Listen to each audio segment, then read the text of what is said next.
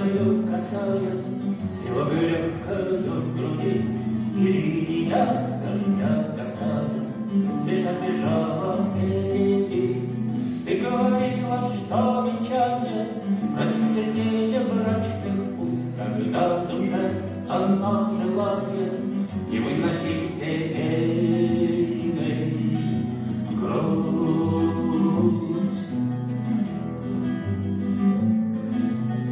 И грустно было мне при этом, поскольку только что сейчас назвала ты меня поэтом. И это был, казалось, шанс, но фанатичной христианкой вдруг обернулся образ твой, и стала сгорбленная самка, черты лица пронзила боль.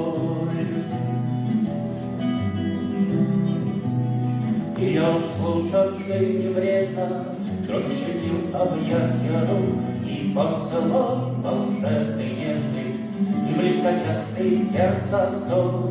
И у финляндского вокзала, где возле статуи вождя в Ростове Пензе дождь сказала, а в Петербурге два дождя. И у финляндского вокзала, где возле статуи вождя в Ростове Пензе дождь сказала, а в Петербурге два